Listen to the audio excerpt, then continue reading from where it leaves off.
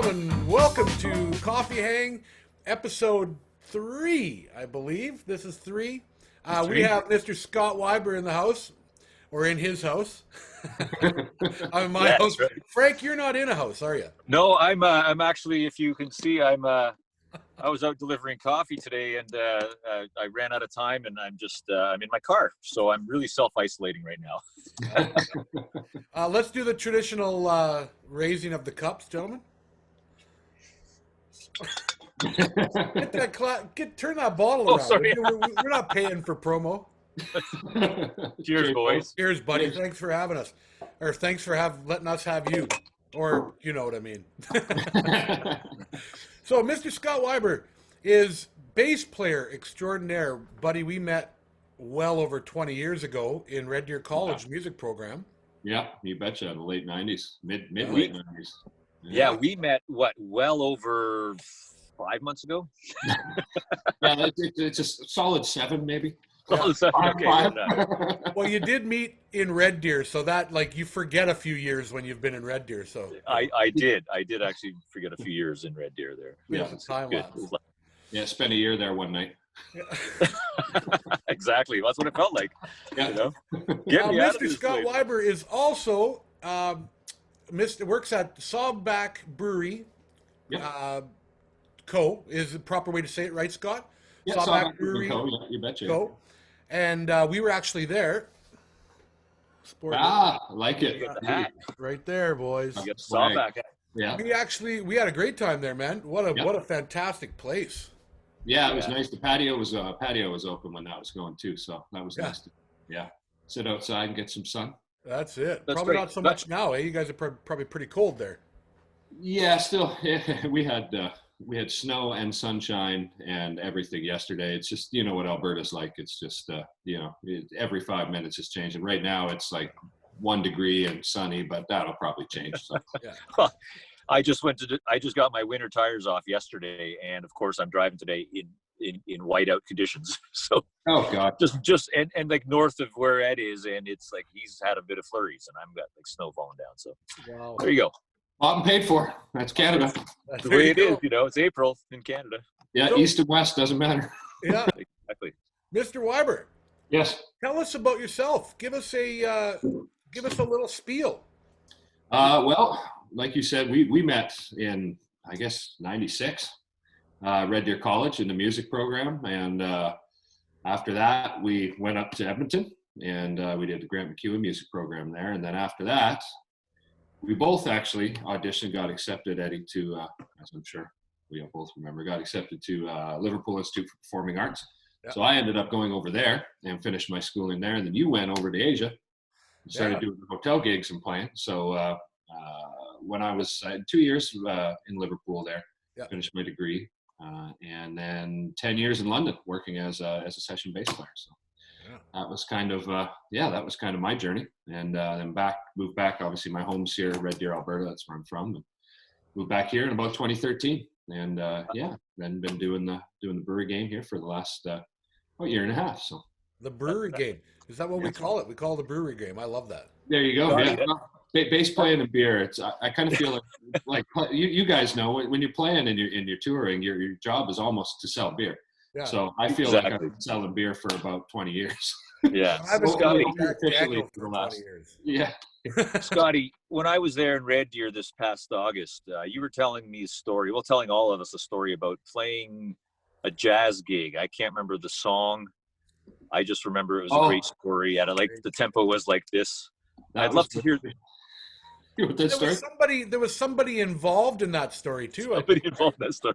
Well, the one I'm thinking of was when I played with the National Youth Jazz Orchestra, NIJO, in the UK, and we went over. It's a big band, and I'd gotten a call to be like a dep, a sub for the gig, and all the guys were like Royal Academy, Guildhall guys, so they all read music like crazy and used to playing in big band situations, and I have read music.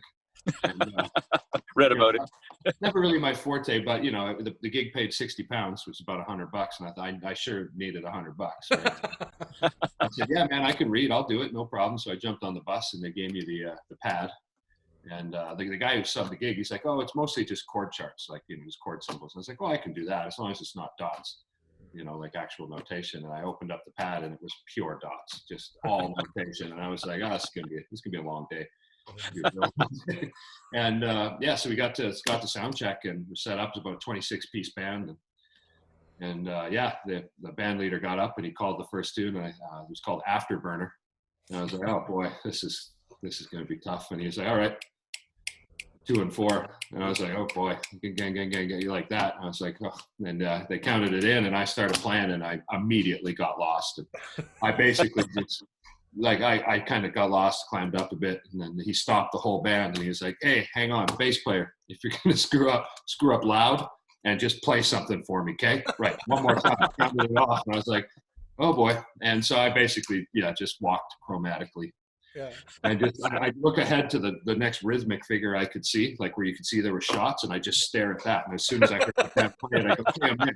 And then I follow along and I get lost again. I look ahead to the next rhythmic bit, and I'm like, okay. And then I'd hear that and then play that, and I was like, "Okay, there I am." And that was a long, very It's like long. the kid. It's like the kid in the high school band with the triangle part, waiting to bar 194 so he can hit that one note. Yeah, and he plays at 197. Yeah, exactly. Yeah, you counted grade all the way to 189, and then you thought about something else and got lost. I love that. That's That's the beautiful thing about music is there's a million stories. Some repeatable, some not. But. Yeah. Well, that was one that stuck with me. I love that because we've all faked it at some point through our show. Yeah, in England to get through a gig because you want to get the gig and you want or we desperately need the gig. That $100 is we don't. It's $0 right now, but Yeah. Well, absolutely. I remember a story. Backups, whatever. Yeah. I remember a story of us in a very similar situation, or myself in England. Yeah. In Liverpool.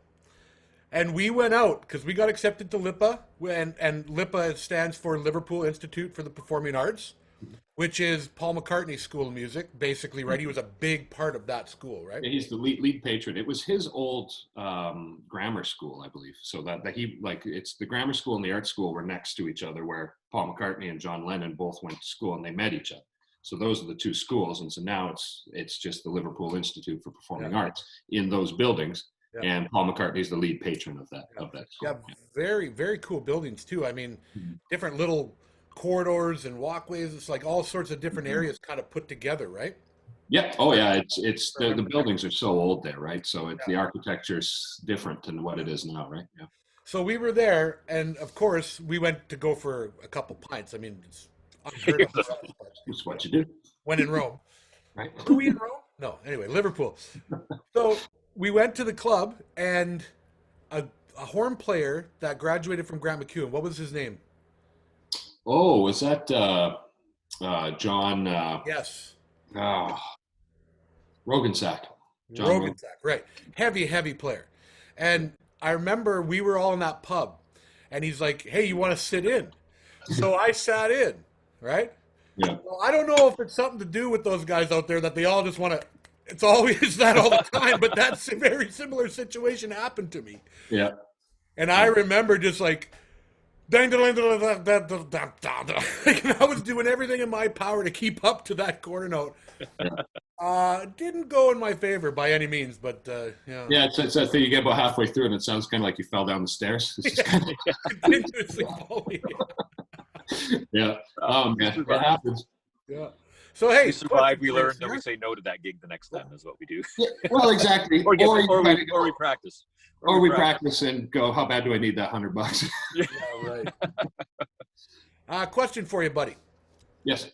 Have you tried the coffee? I'm drinking it right now, man. Honestly, it showed up in the mail. I got it. What's today? Today's So it showed up 2 days ago, and I got it on my way home from work. So yesterday morning, I tried it for the first time, and I had the Sting. And then this morning, I'm doing the Queen Bee, and it's just fantastic. I love it, man. Honestly, like you and I go back so far, Eddie. That what I like. We've been our coffee tastes are very similar. So as soon as I heard you guys were doing it, I knew I I had to try it. It's just it's blowing me away, man. It's honestly, Right on, man. it's so cool.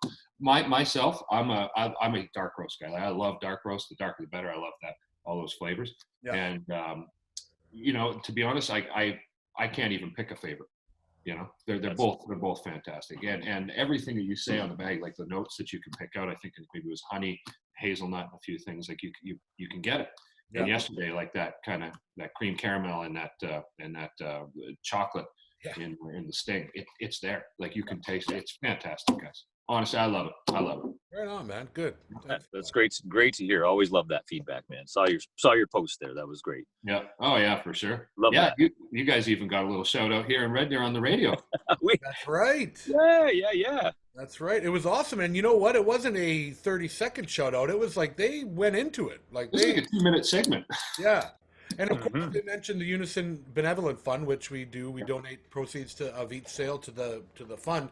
So I love the fact that they boosted that too, you know, because they said they like to support local musicians and coast to coast musicians. So that's absolutely fantastic. And that's something about Red Deer in the West. Frank and I were talking about. There's so much support out west and east for musicians in Canada.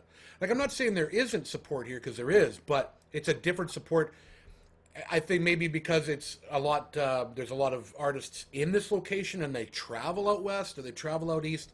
And you know what I mean? Like, that's their markets that they travel to, but there's a ton of support. So that's, you know, that's definitely shown through on that interview for sure. Yeah, absolutely. And I think with one of the big things in Red Deer and our area in general, and I know it's not exclusive to here, you know, it happens across the country, but I know in our community here is the support of local, whether it's music, whether it's food, whether it's beer, whether it's coffee. There's a real community behind that, and I know that exists. And it is not just a Western or Alberta community; it's a Canadian-wide community, you know, and which shows, right, with you know, big 106.7 The Drive talking about a coffee company from Hamilton, Ontario. You know, and bringing that, like, it is a Canadian community, right? We are a Canadian community, and that's one of the things that I'm quite passionate about too. Is local food, supporting local coffee, supporting local beer, local food, local music, and by local I don't just mean here. I mean our Canadian community. Right? Yeah, that's important. Well, and that brings. I was going to ask you about how you know, this COVID-19 crisis hit you, and part of it is one thing. As an aside, I'm going to say is that we realize we need more of that local community development now, even in manufacturing. You know, the whole issue of masks and PPE equipment for frontline personnel, that we don't make that here anymore. Yeah. You know, I remember my aunt working down in Stony Creek, just outside of Hamilton, at the Levi's plant. We used to make Levi's jeans just down the road from where I live. You know, we don't make that kind of stuff anymore. So anyway, so that leads to, you know, how has it affected you personally, business wise? Because it's got us all, you know. Yeah, well, absolutely. And you know, on a music front, because I still do play, and the gigs, obviously, like everybody else, the gigs have completely dried up, and that's changed the landscape completely.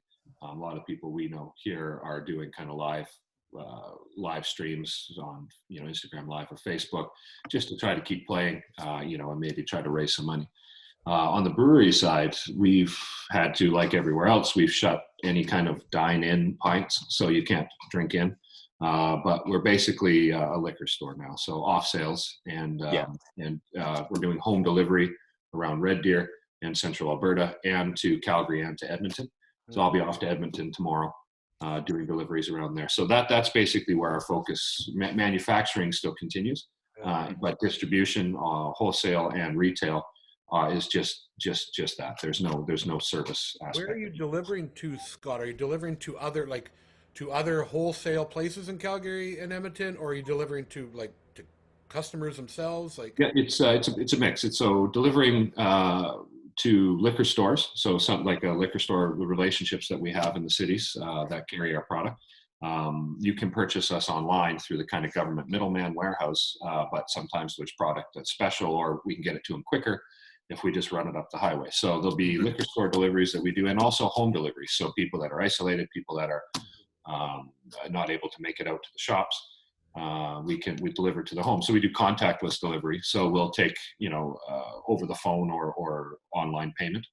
And then we clean everything. It's all sterile. We bring it to your doorstep, drop it on the doorstep, and then text you from the car and say, "Hey, your beer's there."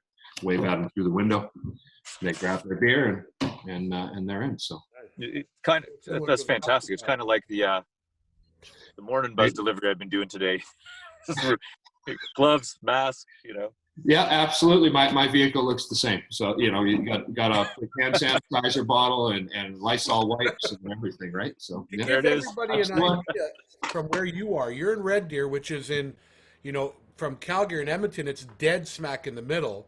Yeah, so you're about an hour and a half up to Edmonton and about an hour and a half down to Calgary, right? You betcha. Yeah. Kind of from city center to city center, about an hour or hour and a half north or south. You betcha. So central Alberta is where that's an awesome service you guys are doing to get that stuff up there, though. Like that's absolutely. And like you guys know, everybody's having to adapt daily. See what's happening and just kind of go with the ebb and flows of the new kind of normal for the time being. So. It's interesting, to see where it's all gone in the last month. Really, it's basically a month, right? So. Yeah, it's every day there's a new question coming in, whether it's from ourselves seeing something or a customer bringing something to our attention, and you're right. Well, let's see how we'll do that, going forward, and especially in this time, we don't. And that was even the whole coffee hang. This was all going to start around, actual tables. Give us an excuse to come out to Red Deer again. With you.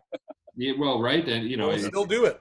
Well, and that's the thing, one thing I've kind of been saying is, each day that passes is one day closer to the new normal. Oh, look at that magazine. Oh, what? Nice magazine. I don't know what you're talking about. I recognize that magazine. Does it say Ass Magazine? You're talking about. Oh, look at that. Yes. Oh, to the future, baby. Look at that guy right there. Look at that young man in that photo. Dude, you got I must have not been born yet. That's amazing. He got a whole page beside this guy. Yeah. I didn't know that. Yeah. That was not the front cover, but no, the guy from the Killers made the front cover. But oh boy, yeah, that's amazing. I didn't know you made an article like that. That's fantastic. That's fantastic. Yeah, it was Bass Guitar Magazine in the United Kingdom, so that's kind of the largest speaking publication for bass in Europe. I don't know how I got this, but I don't know how you got it either. I remember you telling me that you made you got an interview page spread out. So I went hunting, but I can't remember now to save the life of me where I found it. But I found it, buddy. I found it. And this is 09. 09, yeah. June 09. Yeah, that would have been, right around the time I was touring with Sandy Tom, I believe. I was her musical right director. on. Yeah. And we've done a gig together with Sandy Tom here in Toronto. You guys came out here to play. It was North by Northeast. That's right. Yeah, North by Northeast, and our drummer wasn't able to make it over from London. So I said, they said, well, we can hire someone else and then we have to fly him. I said, no. I said, I got the guy. He's right in Toronto. I said, we don't need to fly anybody over. I got my guy. Right. And she said, oh, how is, will he do it? And I said, oh yeah, he'll do it. He will do it. Yeah. Nailed it. And I remember after the gig, like we all do, it's like, oh man, was it okay? I think I missed this. I think I missed that. And I was like, man, you were more spot on than we were. You knew the material better than we did. Right. I was like, oh wow. So yeah, no, that was an awesome. Are you gonna pay me for that gig or like? The check hasn't made it yet. Oh, check from UK. Yeah, we sent it by boat. We heard the weather's been a bit choppy for the last 11 years, so it might take a little longer. But just hold on to that idea. It's coming. Just hold on. Right. Yeah. So hey, man, let's just talk a little bit more about the bass world. So can you tell us some of the people that you've had the privilege of playing with? Because there's some beauts on that list, I'll tell you. Yeah, well, we throughout, like, as I said, I was musical director for Sandy Tom for quite a long time. She was on Sony RCA. I did a show with Boy George. Played with a lot in the blues world that I did. I did Duke Robillard, Tom Starkville, Patty Milner, Marcus Bonfanti, Earl Thomas, Joe Louis Walker. Nice. Oh boy, there's a few others that it's been a while. Did a session with Abel Barrow Jr. Yeah, Abe Labor. Yeah, when I was at Lipa, Oh, in my graduating year, Paul McCartney, he hands you your degree, and so he was at the school with his band, and we were in around the time of graduation, and we were in the studio recording in the George Martin studio, which is kind of the main studio at Lipa, and Abe Laboriel Jr. came in the studio, and we were laying down some tracks, and it was drum tracking, and he's like, "Hey man, can I have a go?"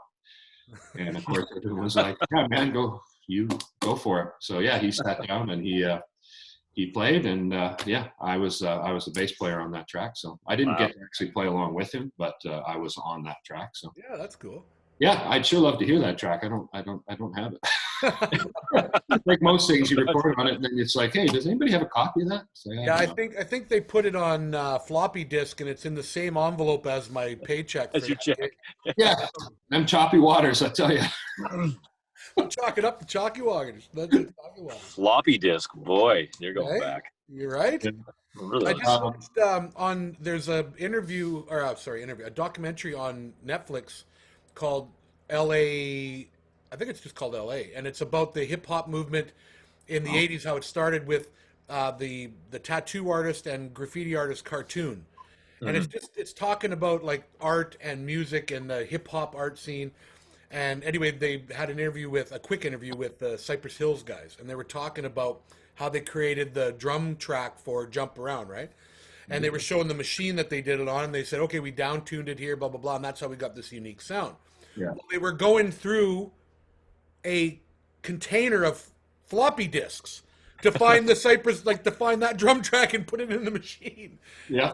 That was hilarious. Wow. That was the time, the old Akai samplers and things like that, and you had to actually have the. That's high tech back then. It's high tech, man. Oh yeah, that was the tops, eh? Yeah. The tops. Yeah. That's Okay, not great buddy. anymore. Can you tell us what you're passionate about? Well, like I said, supporting local and local business and things like that is something that I'm really passionate about. Also, myself and Nikki, my girlfriend, we're members of the Central Alberta Kin Club. So that's there's kinsmen, kinettes. Kinsmen is for men, kinettes is for ladies, and Kin Club is new, where it's for men and women. It's a service club. So we're founding members of that of our chapter here in Central Alberta. Nice. And so through that we do charitable events. We for food bank, for raise money for basically the community's greatest need, right? So again, it's that kind of focus on local communities, local charities. So through that, that's something that we like to do as well. It's been tough though, because right now we can't organize anything, right? Yeah. So had stopped all meetings and things like that, but we'll get back to it again. So that's one of the ways. So, community is a passion, and whether it's here or they're greater, like I said, a greater kind of national community. What we can do to just help out on that level. Everything helps, right? Yeah. Oh, absolutely. Yeah. It's all the little stuff for sure. Yeah, there's never too little to give. Every little bit adds up, Yeah. So 100%. can do. That's great. Yeah, and can't wait till you can get back at it, and start doing that. So. Yeah, I know. We all look forward to it, because there's a social element to it as well, too, right? Because we have friends that are involved in the club, and we get together and we go off. We'll do something. We cooked at the Ronald McDonald house. The club supplied all the ingredients and the food, and go down and cook. And when it's done, we go out and we have a few beers. What is the Ronald McDonald house? Because I remember that as a kid, in Vancouver, they housed like parents when kids were in hospitals or whatever, and having some procedures done or whatever. That Ronald McDonald house, you could actually, as a parent, you could stay there. Yeah, absolutely, and that's still the same thing. So what it is it's right by the hospital here in Red Deer, and that basically gives a comfortable place for the families to stay if their kids are in hospital. Yeah. And they have a big kitchen there, and if they can eat, come back, eat, have a room, watch some TV, and they go back over to the hospital, and it's so they don't have to stay in a hotel or things like that. So yeah, you betcha. It's already stressful. Yeah. You don't want to put. Well, right, and it provides a small semblance of normality. A little bit like being able to have a home cooked meal and in a quiet environment. So yeah. And in a house, I mean, even if it's a bed, it still feels warmer than a hotel. Absolutely. You Sure, betcha. right? So, Yeah. Yeah, a lot of them have a little back area you can barbecue and stuff like that. I know the one here in Hamilton has a little out by the Maxic Kids has a little area where they have a backyard and they got grilling going on, and so you feel, and you're and very close to the hospital, so you're not traveling far. Yeah, absolutely. Yeah. So that's one of the things that we like. One of the things that we have done as a club. So. Mm-hmm. Yeah, cool, man. Yeah. Cool. Great. So Frank, what do you got? Well, I was going to say, you're running around like I'm running around right now. We're all running around because we are operating businesses as much as we can. But when you have downtime and you're going to throw on Netflix or Prime or Disney or porn, whatever it is, I don't know. What do you watch? What are you watching now? We'll be cutting that one out. You'll see a morph cut. Scott's face will go. Yeah. So, I know. I'm laughing about it. Big censored. But as to what? So, what do you? Any new shows? What shows got your attention? Are you maybe not even doing shows? Who knows? Yeah. We do. Nikki and I have been watching. We watched Tiger King because that was just crazy. Hilarious. Yeah, that was kind of blew our mind. I think it took us a day and a half to watch, burn through everything. It was just wild. Aside from that, we've been watching actually Life in Pieces with Colin Hanks. It's on Netflix. What's it called? Life in Pieces. It's like 20-minute episodes kind of thing. Yeah. It's like a comedy. It's got James Brolin is in it, and and Colin Hanks and a few other people. It's quite funny. Cool. So we've been watching that one quite a bit recently. Aside from that, The Simpsons, I always just watch. I got Disney Plus on the day it came out just so I would have access to all of The Simpsons. Yeah. And it basically just, when I'm just doing something at home or emailing, I put it on in the background and it just runs. And, because I know every episode by heart. So sure you do. You have it's for just years. Background noise, right? Yeah. Well, exactly. It came out, in what, 88? I was 10. On that note of The Simpsons, I don't know where it is. I'm sure you can find it on YouTube. There's a family that, using old Halloween costumes, they've recreated in their self-isolation time the entire intro of Simpsons with real character, like real people and props and stuff like that. So I'm gonna have to search that out. Yeah. So if I find it, I'll send you the link. Do it. Please do. For sure. Yeah. You know what? Here, let's put that down. We'll send it to you for sure. Yeah. Hey, can I get more coffee? Give me a sec. Give me 1 sec. Yes. Yeah. Go for it. That Scotty guy there, I hear you. Probably just getting a glimpse at his, what'd you call it? What hub? No, don't say it. Corn. It's where you buy corn. If you're in Indiana, either you're driving NASCAR or you're growing corn. Oh, sorry, you're in Alberta. Never mind. Yeah, if you're a hustler. So we're playing a show in Iowa? Indiana. And we were just getting ready. We just tear down the stage, and we were in the bus ready to leave. And I was standing outside the door, just, I think I was finishing a beer or something like that. And this guy walks up to me in cut-off jean shorts, no T-shirt on, a pair of drumsticks in his back pocket, a mullet that would win any contest from here, like globally. And he says to me, and I got to get this straight, but I said, what do you do here? What's there to do here? You're a drummer. Oh, cool. You're playing drums. He goes, if you ain't growing corn or racing NASCAR, you ain't getting famous as shit. That's right. That's a quote from this guy. And I quote. From the guy with the cut-off shorts and. Yeah, just lets you know that he's a drummer. He doesn't have to say I'm a drummer. He's gonna let you. You're gonna know by his drumstick sticking out his. That's it.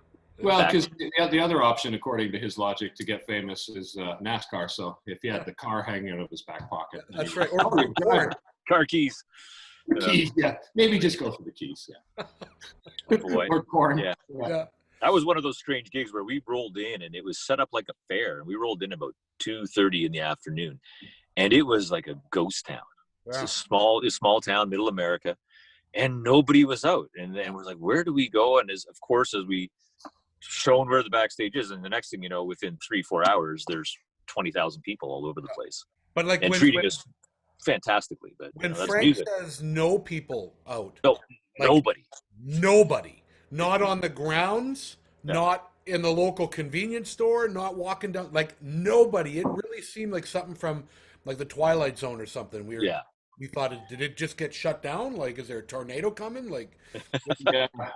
It's wild when you see that, and I've noticed. I'm not sure, Frank, with you on your deliveries, like driving around, or what it's like around in that Toronto kind of Hamilton, that Southern Ontario area. But last Friday, when I was in Edmonton, driving around doing deliveries, it was like going down Jasper Ave, yeah, and 109. Like there's a few cars here and there, but just really like you pull on to the road, and you're like looking around at the big buildings and everything around you in downtown Edmonton, and there's really nobody out.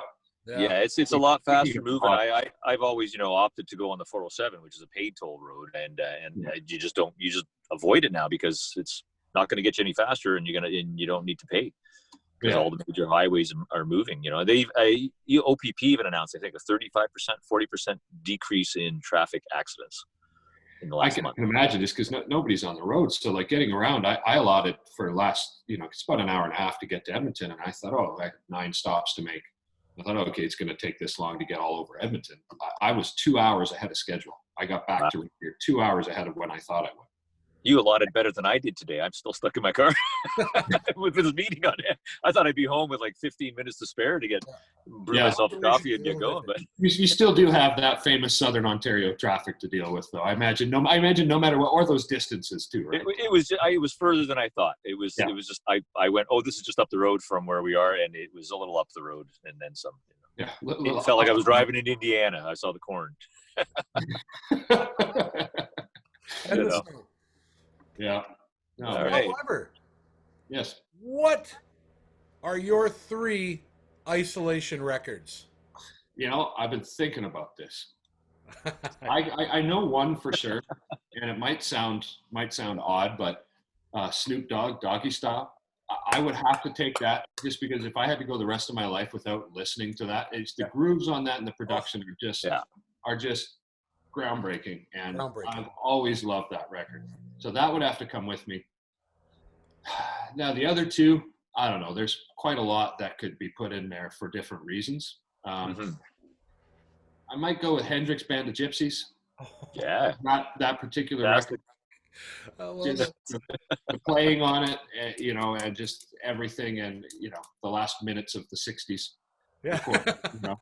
Literally the last minutes of the '60s recorded, and with Jimmy with that band is just unreal. Yeah. It is pretty stellar. Yeah.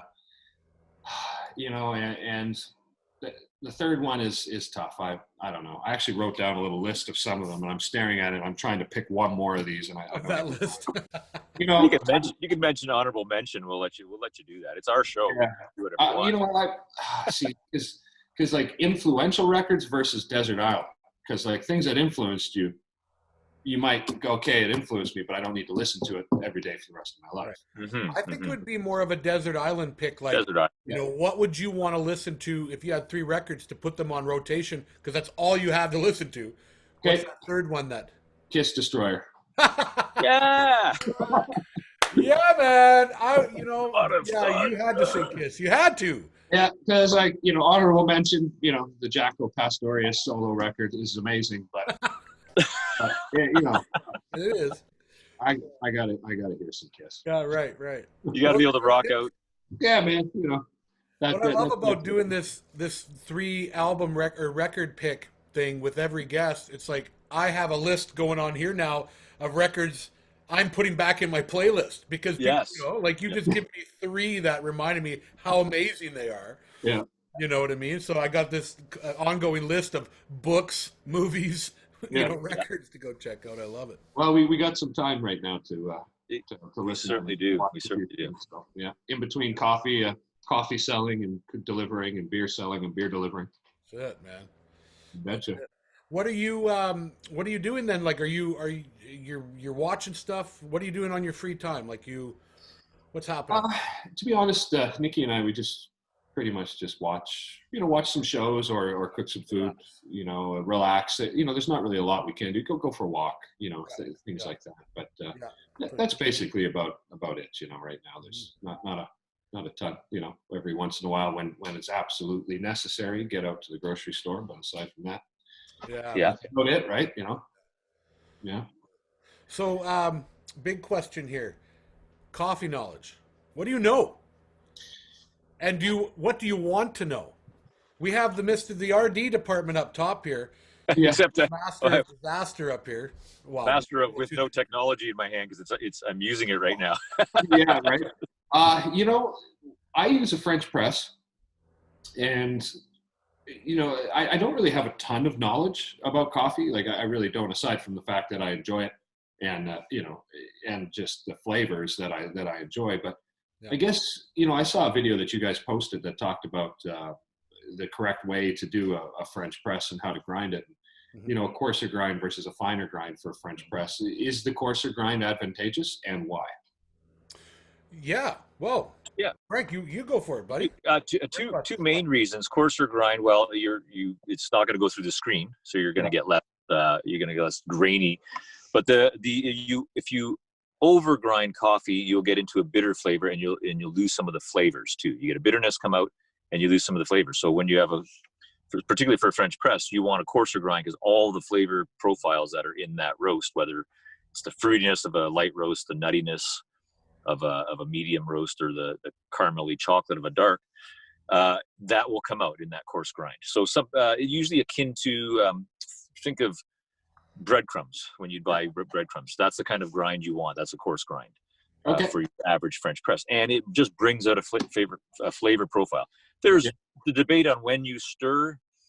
You know, those go around. I've tried so many different ways. Generally, they give you a thing, but you do want to let it bloom a little bit and then stir it, and then let it sit for 4 to 5 minutes. Yeah, it's fantastic.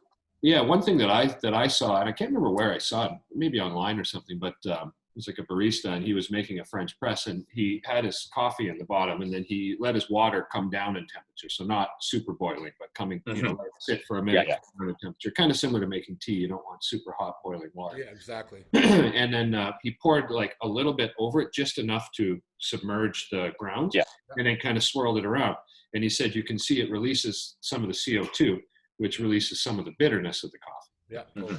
And produces that creme too, which is and you can see it. You get that kind of cream head on the top. Yeah, exactly. So I do that. I do that now, and just kind of swirl it around a little bit, and so you get that head, and you can really get the aromas and everything like that. Yes. And you can see that must be the CO2 escaping that head, that cream that you put on the top. And things like you know, there's like little things that could be debated whether or not they change the flavor profile you know, drastically, but I think they do. And stuff like warming up your bottom first, you know, like getting some hot water in there, and because the thing is, if you have cold and hot, or you have cold and room temperature, like everything's going to react different to each other. Like grinding, a grinder, the old school grinder with blades, as opposed to a mill that like mills the bean. Like grinding it, that blade is going to heat up the bean, right? Yeah. Friction there.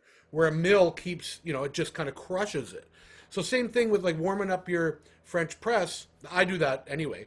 I'll just warm it up with hot water, give it a swirl, pour it out just to get, you know, from cold to a warm. Then I'll do that process that you said where I'll put my grounds in, a little bit of like submerge it, you know. Yeah.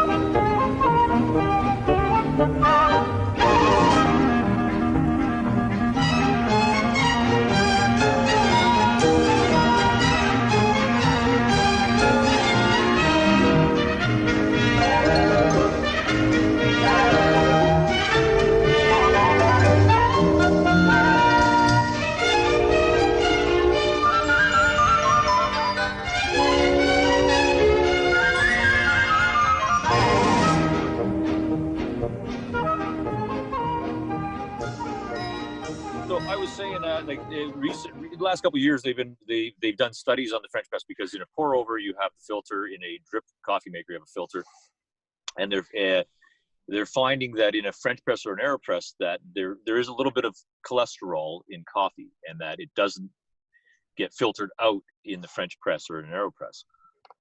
That being said, the amounts of coffee you would have to drink for that to make any kind of effect on you nobody would be able to drink in a day. So Not even resistant. if you read about it saying, oh, French press coffee increases cholesterol, because if it increases by 0.0005, they have to say it increases. Right. Will that be a significant increase in your life? No. So just so you know that. That's interesting, because that's the way at work. I had an old like drip coffee maker, and I brought that into work just because it was sitting in the basement, and just to have something to, like, if you want a quick coffee at work or something, you know, without having to bring a kettle and get all this stuff. So I brought that in, and it's really not, like, whenever I do it, I don't like it to sit on the element. Yeah. I feel like literally if there's enough for a cup, I pour it out and I'll drink that. And then if it sits, it's pretty much, for me, it's done, because it just tastes burnt. And I'm not a fan of that, you know, unless you're kind of like at a Greasy Spoon Cafe having breakfast on the road or something like that. And the lady comes by with the bottomless coffee. In that situation, it's acceptable, because that's, it's, circumstance. But sometimes these breakfast places, like, they're going through so much coffee that it's usually tastes pretty good, because it doesn't sit that long. It's not sitting, right? Yeah. As long as they get the right ratio in the beginning, and they usually have that down, because they usually do it exactly the same every time. Yeah. And most people at home aren't making big, 10, 12 cups of coffee for their one sitting anyway. So, and you can now, if you do have guests coming over, when we're allowed to do that again, you can buy, like the bun, the professional bun ones, where they actually seal it now so that your coffee stays fresh. It goes into at the right temperature, stays at that temperature because it's vacuumed in there like a thermos, and stays sealed, so you don't get any air coming on there to create any bitterness on it. Oh, wow. That's the next stage in the drip coffee maker. You can find, and for not a huge amount of more money for a home version of it, you can find those coffee makers as well, and they keep your coffee fresh. But a French press for the, two people having a coffee is the best way to go. French press, AeroPress, any of those simple methods, pour over. Yep. And for not me, that much longer. Yeah, exactly. For me, when I have coffee in the morning before I head off to work, I usually drink two kind of decent sized cups, whatever that is, 12, 16 ounce.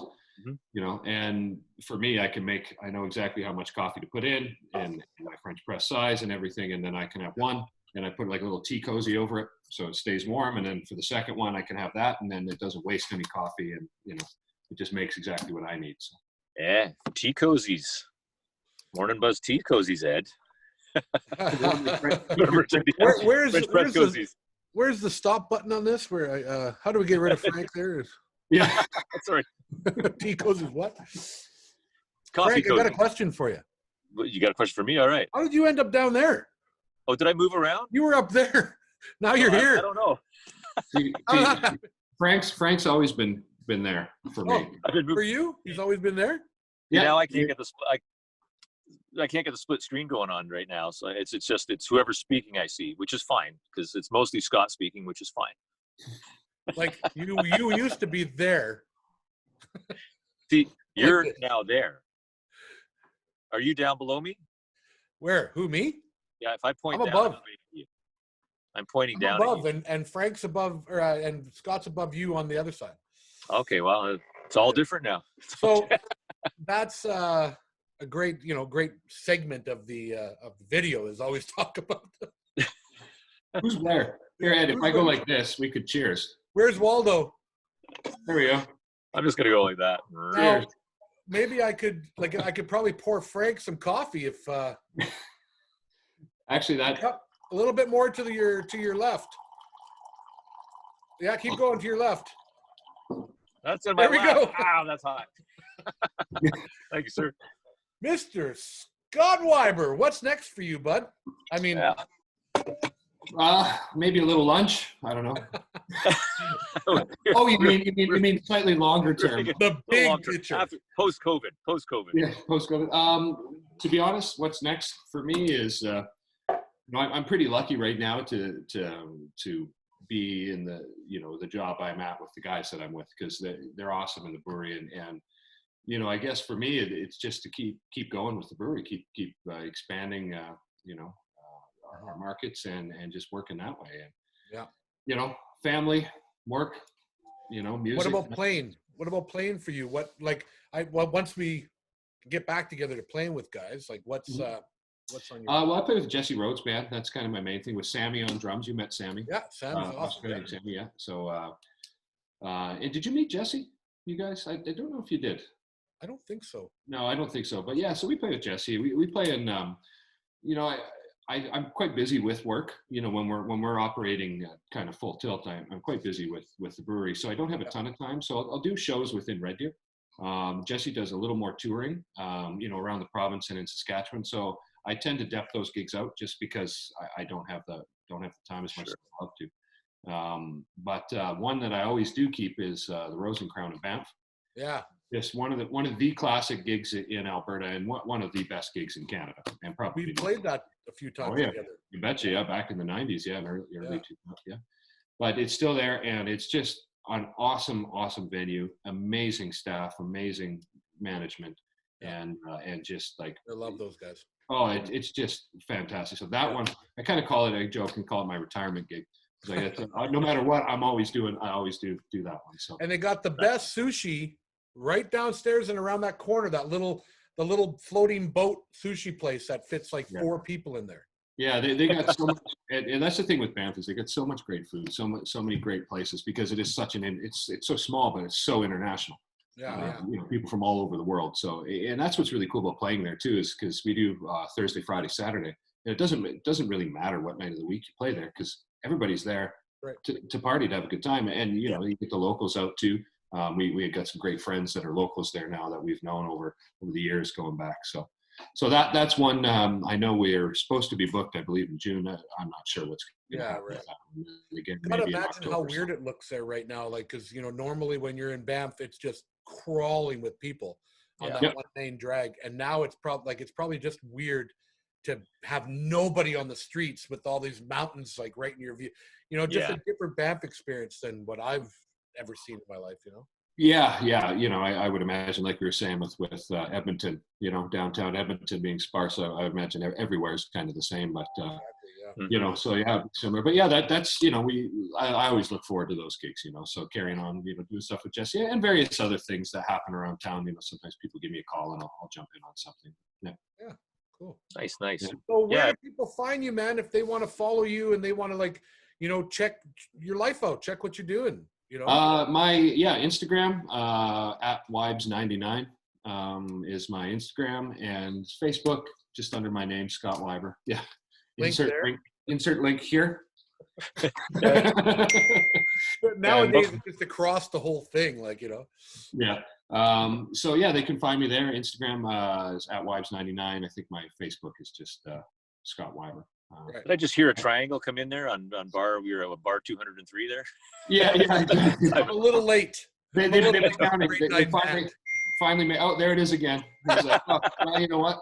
I need if I'm gonna get in, I want to get in twice. Actually, it's my dad texting me. So. Say hi. Thanks, Dad. What up? God, it's been a pleasure, man. Guys, thank you so much. It's congratulations on the new venture.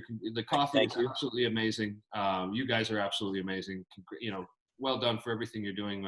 You know, to support the musicians and musical community in Canada with the charitable aspect of the company, and just keep making that great coffee, and I'll keep shipping it out here because I'm going to be going through it. We'll do that, Daddy. Love you, brother. Okay, cheers. Love you guys. You're amazing, dude. Mr. Take care, man. You be well. Be safe. You guys too. Okay. Talk soon. Right, take care. All right. Bye. Go to work. Go to work. I'm going. Go to work. Well, folks, that's another episode of Coffee Hang with Ed and Frank. That was Scotty Wiber. Scott Wiber. Fantastic fellow. I've met him twice now, and just anyway, he's an Alberta boy, like Ed's an Alberta boy. Just you guys are fantastic. Haven't met a bad Alberta boy just yet, so you're all bad, but you know, in a good way. Frank, who do we have on the show next? Do you know? Another bass player. Another bass player. We're doing this bass player thing. This is crazy. It's been bass. Well, I actually had a guitar player, so it's interesting. Well, this bass player is an interesting bass player because he's also a coffee roaster himself. That's right. Right. So he's gonna bring a whole new aspect of, you know, of coffee to us. But as a bass player, I forgot to tell Scott this one. I saw this meme. It was like a stage full of all the Star Trek characters from the original one, right? and people were putting different quotes like, check off 1, 2 and stuff like that. And one was, "Damn it, Jim, I'm a bass player, not a musician." So I thought that almost worth calling Scott back just to tell him that one. So, we all get burned on our instruments for jokes, but I thought that was a pretty good one. Right. And I didn't come up with this. I'll find out who did, and I'll give him the credit for that. So that kind of stuff. So who's coming on the show, Frank? What's his name? Well, we got Waylon Glintz. Waylon Glintz. From Chippewa, Ontario, not Niagara Falls, but we're going to say Niagara Falls for the entire show just to make him angry. So tune in next week again to see Mr. Waylon Glintz. That interview is going to be awesome. That guy is a heavy, heavy bass player. And like Frank said, coffee roaster, which is really cool. And yeah, we'll talk more then. Right, Frank? Right. Yes, we will, Ed. Cheers, buddy. Cheers to you too. You be well. You be safe out there. We'll see you guys.